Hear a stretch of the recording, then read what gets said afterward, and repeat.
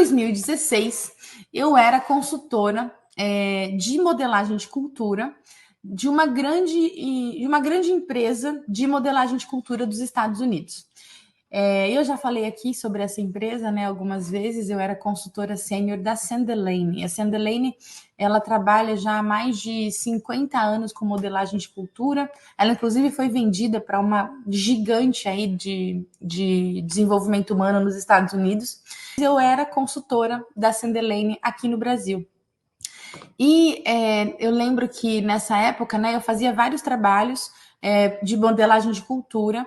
E eu sempre trabalhava com a alta liderança. Então, todo o trabalho que era feito com a alta liderança. Isso em 2016. E eu me lembro que, né, uma das empresas que eu fui convidada a trabalhar pela Sandelane era uma gigante do mercado, de um segmento aí muito importante também. Eu não vou dar muitas informações, porque senão fica fácil de saber que empresa é. E essa empresa é uma empresa brasileira, gigante no seu segmento, muito importante, né, para a economia do Brasil. Ela estava passando por uma modelagem cultural. Por quê? Porque uma grande empresa dos Estados Unidos, desse segmento, estava investindo nessa empresa, tinha comprado essa empresa no Brasil. E essa gigante dos Estados Unidos, mas era gigante mesmo, já fazia o trabalho de modelagem cultural lá nos Estados Unidos, com essa consultoria, que é a Sandelane, que eu trabalhava, e aí por isso que eu fui contratada aqui no Brasil para fazer o processo de modelagem de cultura dessa empresa que estava sendo adquirida aqui.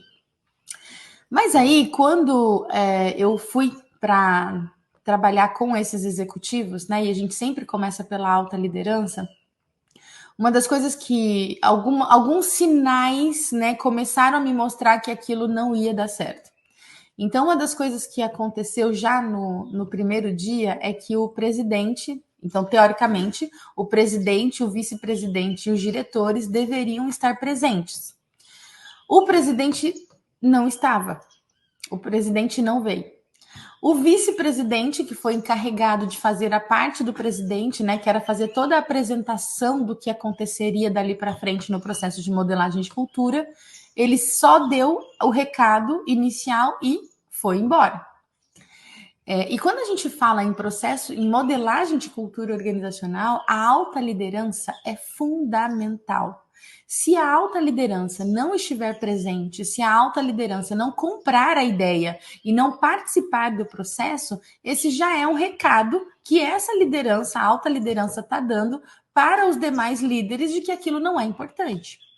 Então, não tem como fazer um trabalho de modelagem de cultura sem a alta liderança. Esse já é um sinal, né, de que a coisa não vai funcionar.